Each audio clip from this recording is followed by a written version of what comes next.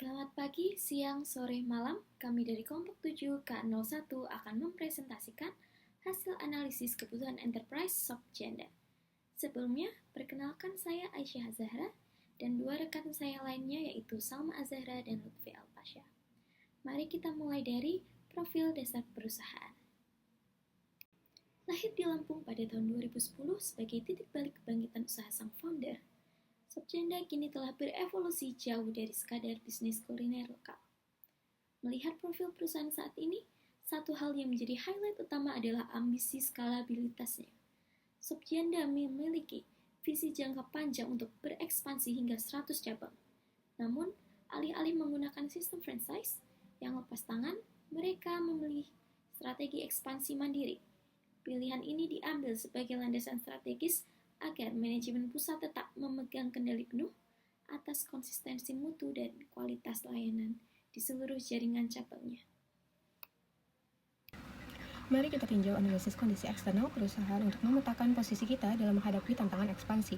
Berdasarkan perhitungan EVAS, kita mencatatkan nilai positif sebesar 0,75, yang menunjukkan bahwa potensi pasar eksternal sangat suportif. Peluang pasar kita didorong kuat oleh tren digital, tren food vlogger, serta sertifikasi halal yang menjadi nilai jual utama. Namun, kita harus tetap waspada terhadap ancaman fluktuasi harga bahan baku dan risiko kegagalan franchise yang pernah terjadi sebelumnya. Melalui Porter's Five Forces, kita melihat tingkat persaingan yang cukup menantang. Persaingan antar kompetitor dan daya tawar pembeli berada di level high atau tinggi. Daya tawar masuk berada di level medium, sementara ancaman pendatang baru dan produk substitusi berada di level low. Jika kita tinjau dari analisis pastel, terdapat beberapa poin krusial. Secara teknologi, kita sudah menggunakan Mocapost, namun pencatatan gudang masih bersifat manual dengan Excel yang rentan terhadap human error. Secara social culture, kita melihat besarnya pengaruh konten viral bagi Gen Z yang diimbangi dengan beragamnya keluhan pelanggan. Secara legal dan lingkungan, kita sudah patuh terhadap regulasi dan terdaftar HACCP, namun masih perlu meningkatkan kemandirian pengelolaan limbah lemak dan mengurangi ketergantungan pada plastik. Kesimpulan utama dari analisis ini adalah meskipun potensi pasar sangat kuat, otomatisasi, pergudangan, dan standarisasi kemitraan wajib didahulukan sebelum kita melakukan ekspansi fisik. Hal ini harus dilakukan untuk memitigasi risiko kegagalan operasional yang pernah terjadi di masa lalu. Seberapa siap kondisi internal mereka untuk mengeksekusi visi 100 cabang tersebut? Berdasarkan analisis IFAS dan matriks BCG, fondasi bisnis SocGenda sebenarnya sudah sangat solid. Mereka memiliki perlindungan merek atau HACCP dan efisiensi operasional yang menempatkan mereka di kuadran agresif pada Space Matrix. Namun, posisi mereka sebagai wildcat di pasar menunjukkan adanya tantangan krusial. Ekspansi mereka berisiko terhambat oleh bottleneck internal, khususnya pencatatan gudang yang masih manual. Modernisasi infrastruktur IT syarat jika mereka ingin melakukan penetrasi agresif ke pasar Gen Z dan maksimalkan kapasitas operasional. Saya akan memaparkan requirements perspektif katalog, kerangka strategis operasional kita yang mencakup 4 aspek utama. Yang pertama itu finansial, kita akan mengoptimalkan margin dengan mitigasi harga bahan baku melalui buffer stock yang akurat serta memacu penjualan menu premium. Kedua, customer. Fokus kita adalah memperluas pangsa pasar generasi muda lewat konten digital, mempercepat sertifikasi halal, serta menstandarisasi penanganan komplain agar layanan tetap unggul di jam sibuk atau peak hours. Ketiga, internal process, kita melakukan transformasi digital untuk mengeliminasi human error pada inventaris, mengintegrasikan data real-time Mocapost, dan mengelola limbah secara mandiri demi efisiensi biaya. Terakhir, learning and growth. Kita memperkuat kompetensi karyawan dan membangun sistem digital terpusat. Ini adalah fondasi krusial bagi manajemen untuk memastikan kesiapan ekspansi cabang maupun reaktivasi franchise di masa depan. Ke-10 poin requirements ini merupakan strategi terintegrasi untuk menciptakan ekosistem bisnis yang transparan dan memiliki skalabilitas tinggi. Terlihat SocGenda memiliki value melalui rangkaian aktivitas utama atau primary activities dan aktivitas pendukung. Aktivitas utamanya dimulai dari pengadaan bahan baku, pengolahan makanan, distribusi, penjualan, dan pelayanan pelanggan.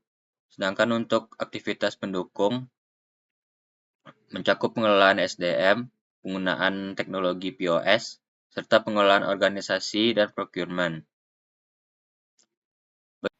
Kemudian kami juga memetakannya ke dalam kerangka Norton Kaplan.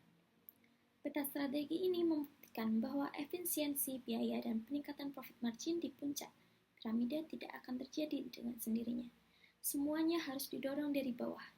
Inisiatif kami berfokus pada transformasi kapabilitas IT dan SDM dengan menerapkan sistem inventaris otomatis dan integrasi kasir di level internal, kita menekan human error dan mempercepat pelayanan. Sinergi di lapisan bawah inilah yang secara beruntun akan mendongkrak kepuasan pelanggan dan pada akhirnya menghasilkan pertumbuhan margin finansial yang stabil. Baik, selanjutnya saya akan menjelaskan mengenai bisnis actor diagram. Terlihat pada diagram bahwa Shop Janda memiliki aktor yang dapat dibagi dua, yaitu internal aktor dan eksternal aktor. Untuk internal aktor sendiri itu ada manajemen pusat, gudang, produksi, kepala cabang, dapur, kasir, dan pelayanan, serta owner sendiri. Sedangkan untuk aktor eksternal itu ada customer dan supplier. Dapat dilihat bahwa seluruh aktor memiliki alur koordinasinya masing-masing. Jadi jika salah satu aktor mengalami keterlambatan atau kesalahan, maka kualitas pelayanan pelanggan juga akan terdampak. Maka dari itu, integrasi informasi dan komunikasi antar aktor menjadi kebutuhan utama bagi perusahaan. Selanjutnya ada aktor cooperation viewpoint. Aktor cooperation viewpoint menunjukkan kolaborasi antar aktor, seperti dalam pengadaan bahan baku dan operasional cabang Shop Janda.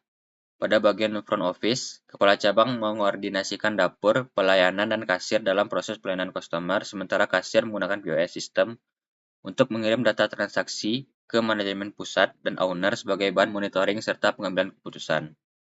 Di sisi lain, manajemen pusat juga berkoordinasi dengan kepala cabang dalam evaluasi operasional dan dengan owner dalam penentuan strategi bisnis.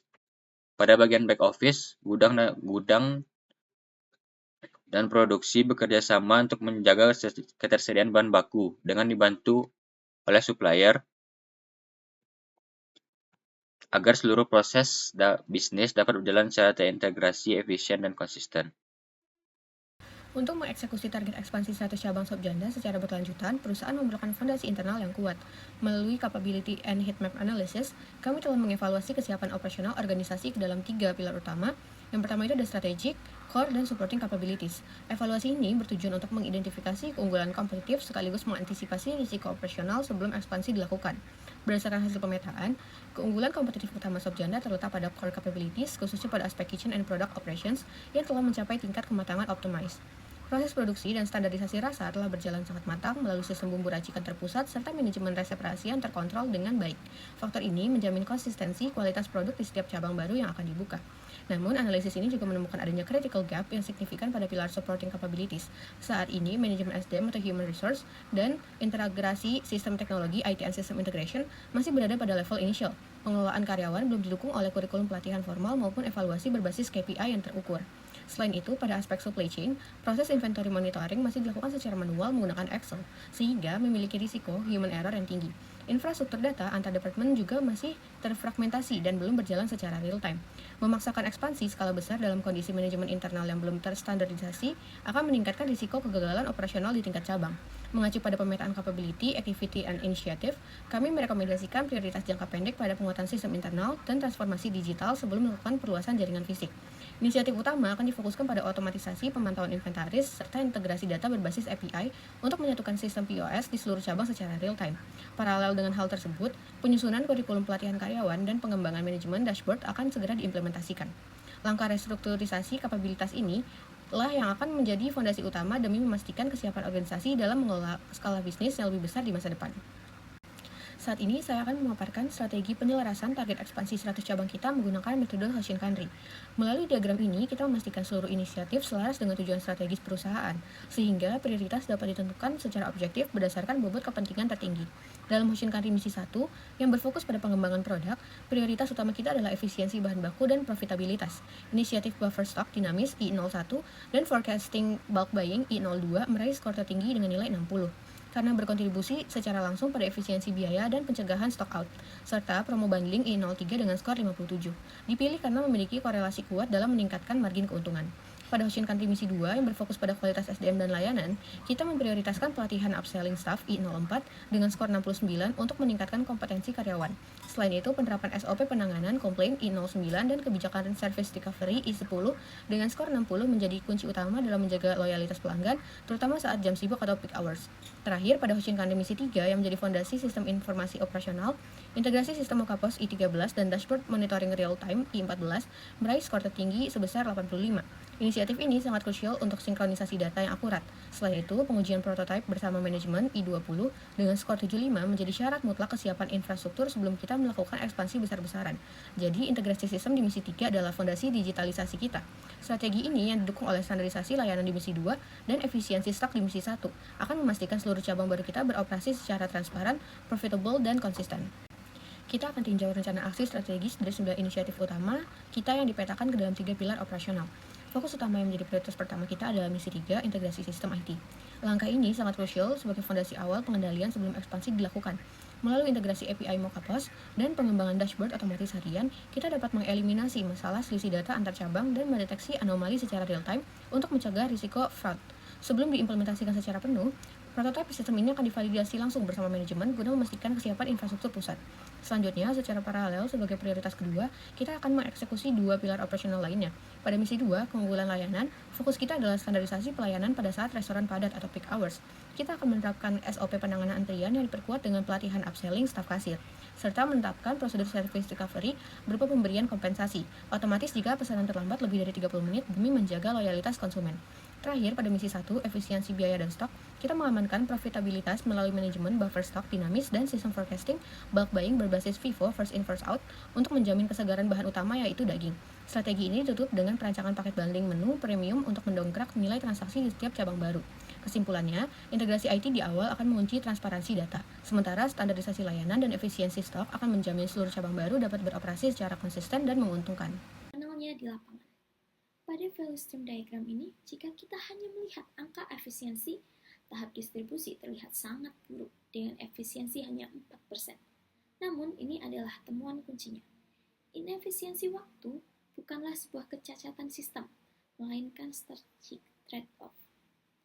Waktu tunggu atau waiting time selama 24 jam ini disengaja diciptakan sebagai buffer stok terpusat. Subjanda secara sadar mengorbankan kecepatan di tahap logistik demi mengamankan restoran dari risiko stock out atau kekosongan bahan di tengah fluktuasi permintaan. Bagaimana kita memastikan ratusan kilo bahan baku ini konsisten menjadi porsi matang tanpa tumpang tindih? Jawabannya dapat dilihat melalui pemetaan titik kendali kritis pada value stream model ini. Berdasarkan kerangka kerja ini, kita memetakan kriteria entrance dan exit yang mutlak sebagai sistem pengunci operasional Subjanda. Bisa dilihat bahwa proses lanjutan tidak bisa dieksekusi jika prasyarat di tahap sebelumnya belum tervalidasi. Contohnya di titik akhir, yaitu di serving, pesanan wajib terinput ke sistem POS atau point of sale sebelum dapat memproses hidangan. Pemetaan kriteria ini memperlihatkan bagaimana sebuah alur kerja bisa mencegah eksekusi prematur, mengamankan kualitas dan memastikan tercapainya target zero leakage pada pendapatan. Baik, selanjutnya saya akan menjelaskan mengenai BPMN dari proses bisnis Subjanda. BPMN operasional dari Subjanda menggambarkan alur bisnis mulai dari pengadaan bahan baku, persiapan bumbu, distribusi, proses memasak hingga pelayanan pelanggan. Prosesnya melibatkan warehouse staff, spice staff, ada kitchen staff, cashier staff, dan service staff sebagai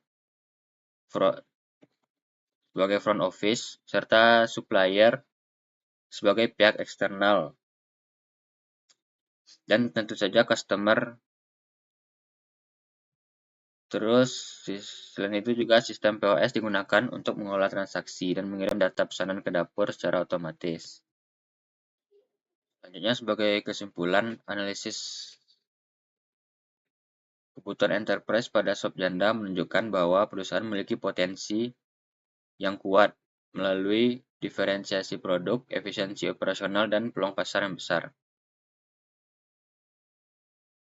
serta operasional inti yang sudah cukup baik. Namun untuk mendukung target yaitu ekspansi dari 100 cabang, diperlukan sistem digital yang terpusat, dan operasional yang lebih terstandarisasi, serta pengembangan SDM agar pertumbuhan bisnis dapat berjalan secara konsisten, efisien, dan berkelanjutan. Mungkin sekian. Terima kasih.